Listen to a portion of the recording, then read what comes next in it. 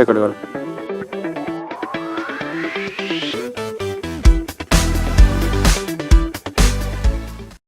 Good afternoon, everyone. This is our 5th episode of our lesson. Today we'll be talking about the heat chapter. We'll have some concepts on heat, temperature, on what factors does heat depend, and of course we'll talk about the temperature scales. We would talk about the absolute zero as well. What does that mean? And also, if time allows, we will speak about the specific heat capacity, anomalous expansion of water, and few other things. Now, to begin with, I've got the experiment first. So I have got the water here. Can you show it down there, sir? I'm going to light it now. This gas stove, whatever is present here, we have brought it here. Okay, it's on. Now there is a fire. Oh, can you show the fire? Okay. This flame is there. So I'm keeping this now. I'm keeping it over here. Even in the fire, it doesn't burn. Look at here. Lots of people might think that, okay, before that, let's mark it. We will show the expansion of water as well. So with the expansion, the water level rises. Let's mark it also. Okay, we have water level up to this point. Now let's heat it here. We will show expansion of water also.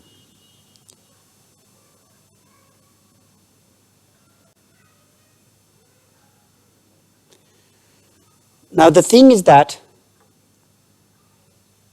so we are keeping it here. The thing is that the plastic does not melt because the heat gained by the plastic would be transferred to the water. So water is there which will be absorbing the heat of the plastic that stops plastic to melt. So this is what I'm doing now. Actually, I'm trying to warm the water as well. So let's keep it for a few more seconds. You could see the plastic got squeezed as well, but no worries. We do not care of the plastic. We want here to see about the water, whether the water is warm or not. We want to see that one. The thing that should be taken care is that, see, this space is air here. If you could see here, this upper space is air. Okay, this upper space is air. It is filled with the water.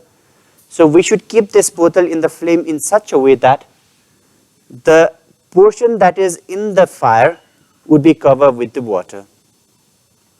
So this is what we are doing. So we could see it squeezed a little bit as well, and similarly the water level have gone up as well. Okay, this is a very simple experiment.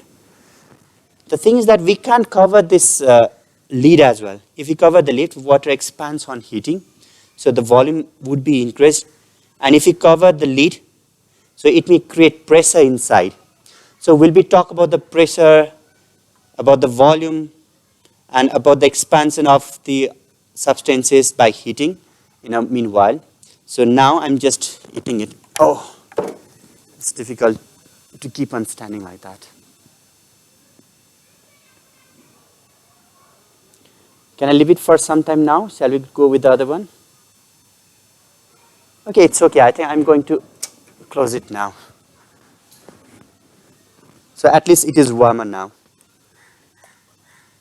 It's warmer. So I'm keeping this water on this one now.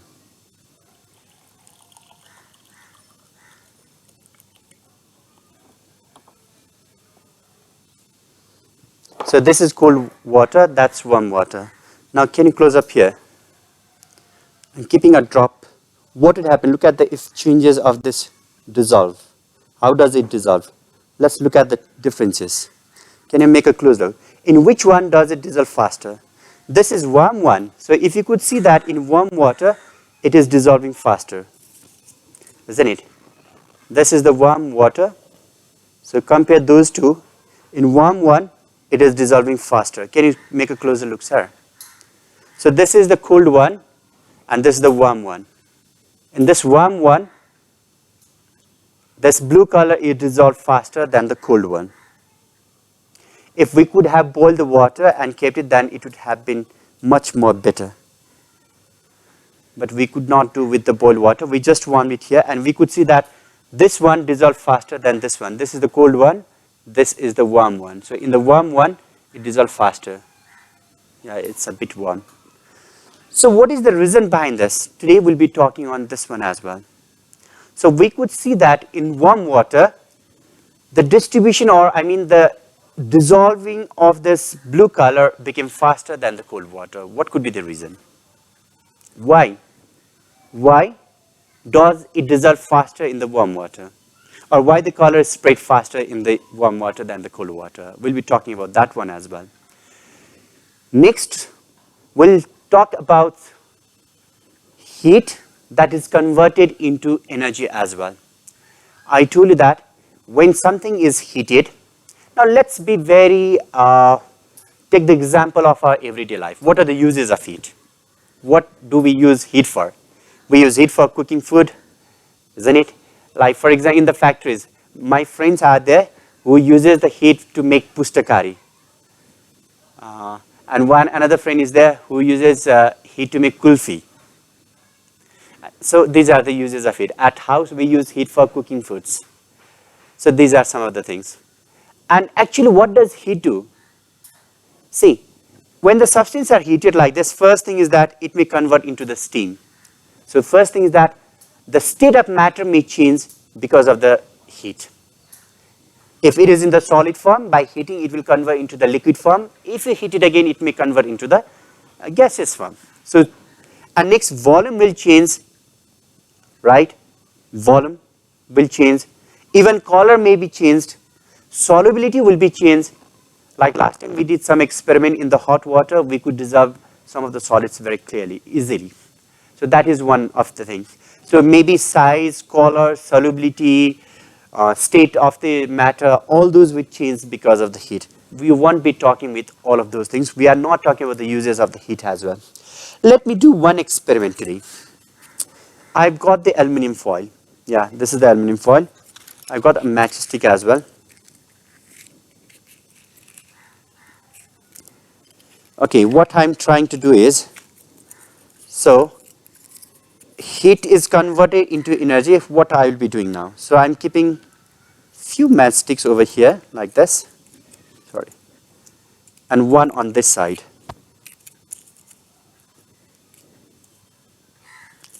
I think lots of people have done this experiment. Still, let's try this one over here as well. So I wrapped these pins over here. I simply did like this. Okay, this is the equipment that I have made. So with the sulfur connecting each other on two opposite sides, I kept it here. Now suppose if I burn it, what would happen? Let's check. Yeah, I'm heating on this part. Okay, if you could make a closer view, that would be fine.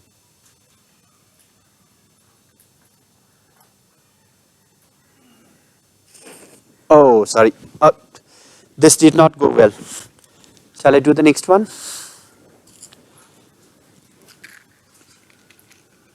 It didn't go well. So I'm trying with this one then.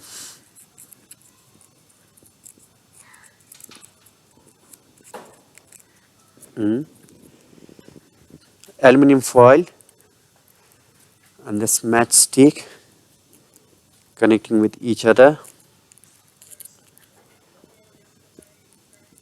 And this one, okay, I did like this. So let's try for this one. I will burn it now. Okay, if you could make a closer look now.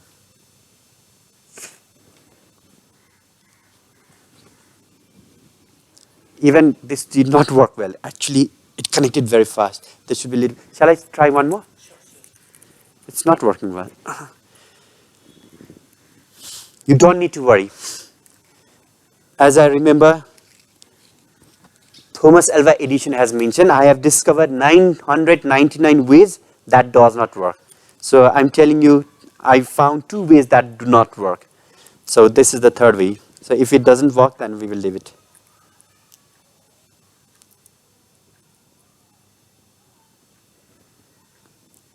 So this is the third one we will do. The heat should not escape. This aluminum foil is not working properly. Hopefully this would work now. Let's try. So, okay, let's see now.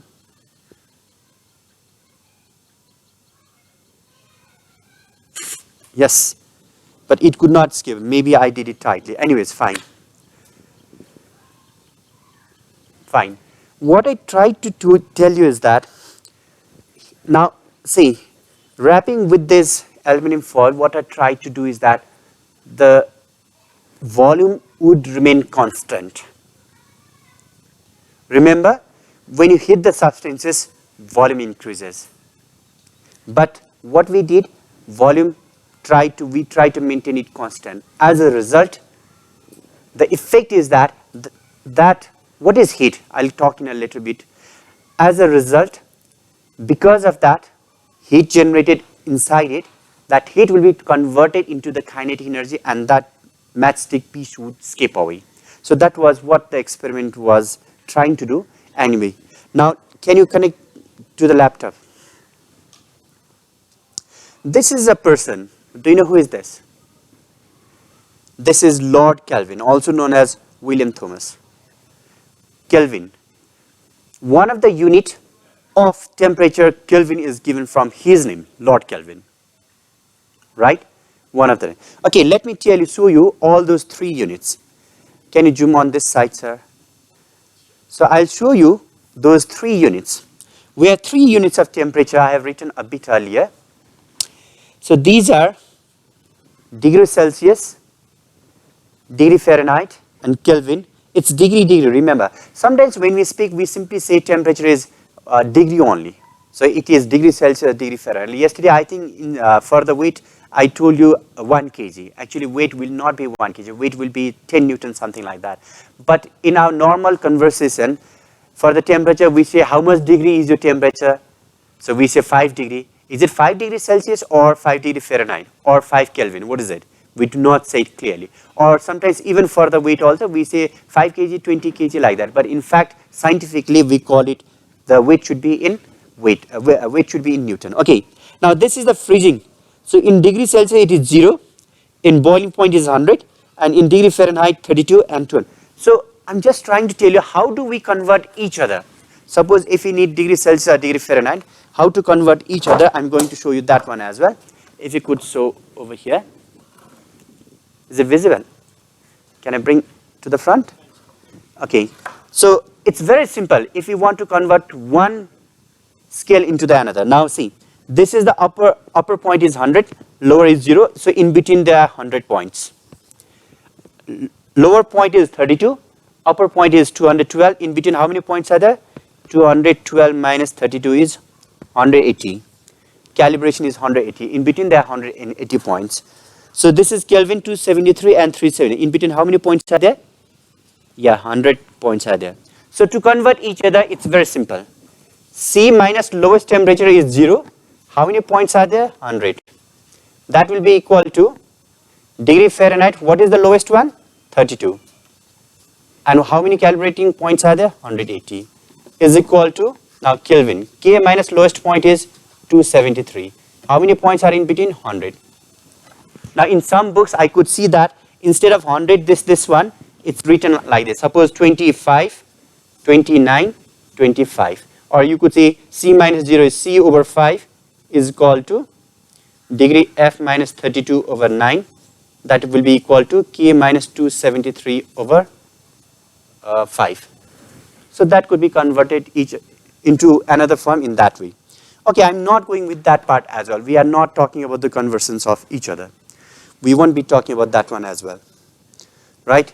I'm not talking on those conversions. Now let me get back to today's work. When substances are heated, what would happen, as we showed in this warm water and the cold water? When the substances are heated, in fact, the molecule starts moving. Movement means kinetic energy, in fact. When you talk about the movement, it is the kinetic energy. So when you provide heat to the substances like this, the molecules gain the kinetic energy and they start moving. So more the heat, more kinetic energy they would get. I tried to show you with these two experiments. In the cold water, the movement was slower. That means the kinetic energy is less of the molecules. Whereas in warm water, the kinetic energy is higher than the cold water. That's why it dissolved faster. The movement of the color became faster. That is the reason. So heat is actually, it is the sum of the kinetic energy of the molecules of the body. So heat depends upon two factors. First one is the kinetic energy of the molecules, and second one is the number of molecules of the substance, molecules of the body. On these two things, it would depend. So this is what heat means. Heat depends upon two things. We could say mass or the number of molecules. Second one is its kinetic energy of the molecules, right? That's fine. Now, I mentioned you about the heat as well. Now, heat can be measured by calorimeter, not thermometer. Temperature is measured by thermometer. Calorimeter is the instrument that is used to measure the amount of the heat, right? So temperature, to measure the temperature, we use the thermometer. And in thermometer, we have those degree scales and we have those Fahrenheit scales, right? But Kelvin is another one, I told you. So talking about the Kelvin, how did the Kelvin word came as a unit of heat? I mean unit of temperature. Let's imagine now. Let's imagine. Again, this is very important. So we could not show you with those drawings and pictures. Let's think it now. Imagine. What I said is that the movement of the molecules, the kinetic energy of the molecules contained in the body is the heat, right? Okay. What would happen if I decrease the temperature? So the amount of heat would be lower. So I make it up to 0 degrees Celsius. So there will be no kinetic energy of the molecules, isn't it? Because we said that heat is the sum of the kinetic energy and temperature is actually the average of the kinetic energy. We are not going with the definition. Just remember about the movement, all right? That means the kinetic energy of the molecules. So if any body has certain temperature, or if any body contains any heat, it means that the molecules of that substance is moving. Now assume, let's suppose the kinetic energy decreased, which means, of course, the average amount of the kinetic energy may be lowered, or the sum total of the kinetic energy could be lowered. When you talk about the sum total of all the kinetic energy, it is the heat. When you talk about the average, for example, our body average temperature is 37 degrees Celsius. I'm talking in degrees Celsius. 37 degrees Celsius is our normal body temperature. So it means that if I measure the heat on this outer portion, it may be less.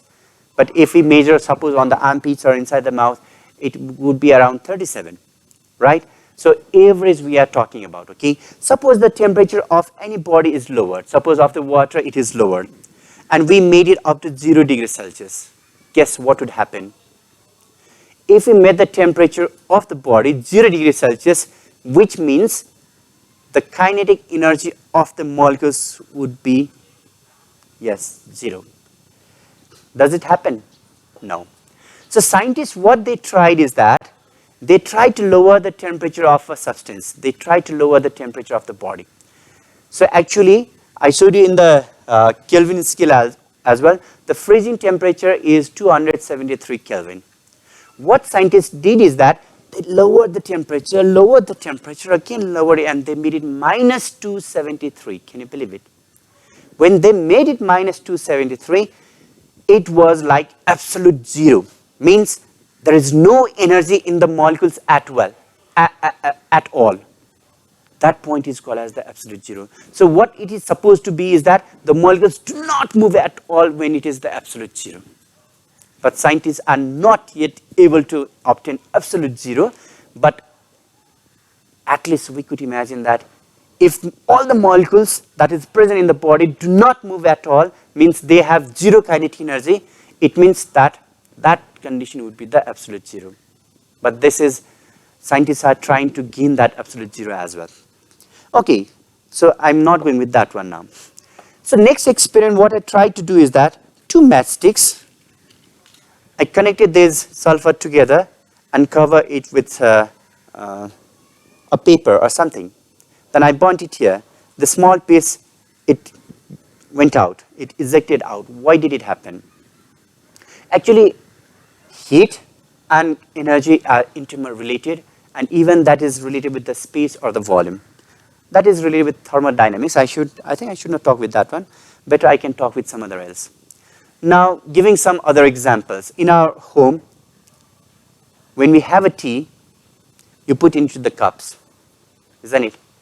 Now, just few questions to make.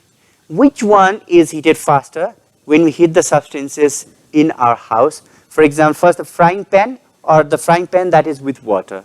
Which one is heated faster? Yeah, only the frying pan. When you put water, it takes a little bit time. Why? The reason is that water absorbs large amount of heat, which we call as the specific heat capacity. Specific heat capacity means the amount of heat energy required to raise its temperature by 1 degree Celsius. If it is of 1 kg water, how much heat is required to raise 1 degree Celsius? That is around 4,200 joules. That amount of heat is required, okay? So water is that substance which needs the highest amount of water to be heated. That's why water is used as a cooling agent for the vehicles. We could see that in the cars or in the bus, in the vehicles, when the engine gets hot, then water is kept there. The reason is that water absorbs large amount of the heat. Or even sometimes when we have high fever, we take a piece of cloth or a hanky or we soak it into the water and we put in our forehead.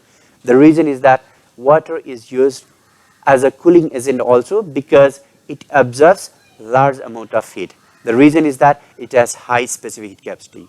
Or sometimes even on the day and night, at the deserts are different. During the daytime, it's very hot.